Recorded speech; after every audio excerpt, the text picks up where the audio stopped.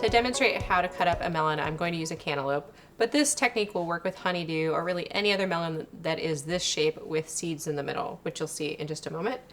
A couple of things that I find handy to have are a tablespoon to scoop out the seeds, and then a couple of bowls or containers. So I have one to put the rind in and one to put the fruit in. And then obviously my handy dandy chef's knife, which you've seen make a star appearance in pretty much all of these knife skills videos.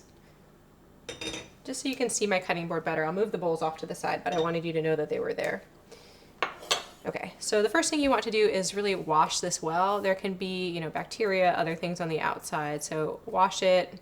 Even you can wash it with soap because you're not going to be eating the outside if you want. Get it nice and clean, dry, and then you're ready to cut this.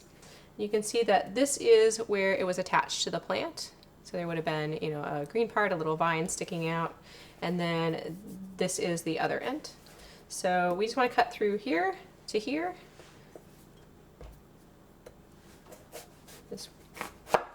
See this theme of cutting through the stem end of things keep resurfacing. So you can do that. If you would prefer to cut it the other way, this one is not actually super picky. You could cut it the other way if you want it to be more round or more perfect half moon slices. I actually like the shape of the longer slices when I'm making it a platter, so that's why I cut this way. So you can see that there's the rind or the outside, there is the beautiful orange fruit, that's what we want to eat, and then there's these seeds and kind of the slimy filling that we want to get rid of. If you take off the rind, but there's a little bit of that light green remaining, you actually would benefit from, just kind of going back and trimming that off. It really doesn't taste very good, so that's good to remove. So the first thing I'll do is take my bowl and scrape out the seeds. So again, no fancy tools, just a tablespoon.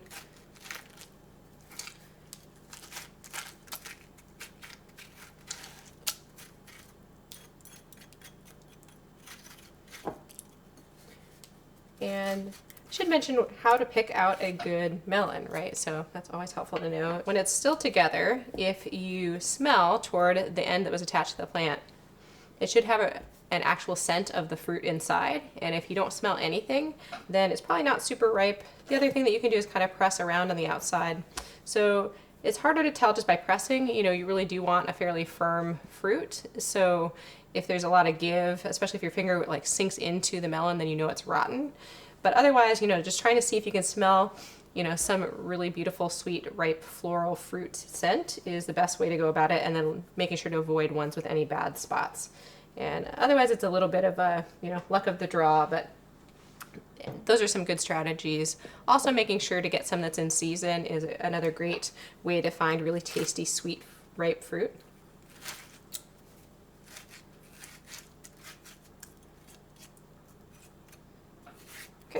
We got all of our seeds out. All right, you can see this is really juicy. You can just see the liquid kind of running out of there. It'll run onto the cutting board. That's what we want. If I pressing in here, my finger, if I press firmly, it will sink in and the juice runs out. So this is a great melon. You can either put it down on the cutting board and cut in a kind of like going around like a rainbow, like we've showed with some of the other fruits and vegetables, or you can slice it from the inside out, which is a little easier if your knife isn't quite as sharp. If you have a ripe cantaloupe, you should be able to deal with it even if your knife is not particularly sharp. So it's really up to you which way you want to cut it. Just for safety, I'll go ahead and cut it this way. I like to cut it into slices and then peel it. I'll show you how I do that. I find it easier to work with. So I cut halfway through, cut my slices, turn around, cut wedges again. So there we have half of it cut into nice wedges. If you like, having those different colors, the beautiful green, the white outside and the orange middle, and you're going to eat it, just holding it like it's a hot summer day, then you're ready to go. If you want to put it into a fruit salad to get rid of the rind, let me show you a quick way to do that. You can take your chef's or paring knife and just want to put it in between where the green and, that lighter green is and the fruit, the ripe part of the fruit, the orange part, and I'm going to keep my knife largely flat on the cutting board and then kind of move the melon around. And I'm doing a slight sawing back and forth, but it just helps it to kind of glide through the melon. If your knife is really sharp, you can just hold it there too. You don't have to do much, but it should just, if you're in the, let's see, and see, I'm getting into the light green part there. So I want to go up a little bit on that, and you can always trim it up afterwards too. So if you notice you keep cutting into that light green part, you can also angle your knife up a little bit, you know, kind of at a upward degree on the cutting board. Just make sure to keep your fingers out of the way. If you're holding this side and cutting away from you, you're usually pretty safe. So I'd keep one of these bowls, and then even if I want to cube this up, I'll just do this step all the way for the whole melon and then go back and cube it up. You'll find that you'll be a little bit more efficient in your chopping if you pick one part of the process and do it all the way for the whole thing, and then go back and do whatever the next step is for the whole thing. You just get into a flow, it gets easier to do if you're not constantly switching how you're doing things. I'll finish this half of the melon so you can see it. We'll go ahead and cube it up.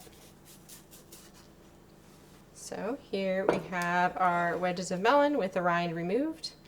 And otherwise this looks really delicious and ready to eat. You can take your paring knife or your chef's knife and just cut it into pieces. Big pieces if you want, or some bigger pieces. If you want some more bite-sized pieces or you're cutting it up for kids, you might want to cut it in half first and then go ahead and cut your pieces a bit smaller. And you could certainly do a true dice, julienne, anything, any of those other things, but it seems like, a waste when you have this beautiful juicy fruit.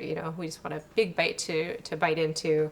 And I would say, if you're trying to mix it into a fruit salad, you probably want to get pieces that are pretty easy to put whole into your mouth because you're not going to be cutting them up. So I might opt for, some of these slightly smaller pieces here. And that's how you would cut up any sort of melon with seeds in the middle, so cantaloupe, honeydew, muskmelon, many other types. If you're cutting up a watermelon, you could do pretty much the same technique. You just don't have to scoop the seeds out of the middle, but you can, cut it in half, cut it in quarters if it's really big and you need to just break it down into smaller manageable pieces. But then you can do, slices or, cut the wedges and then take the rind off the same way that I just did with the cantaloupe.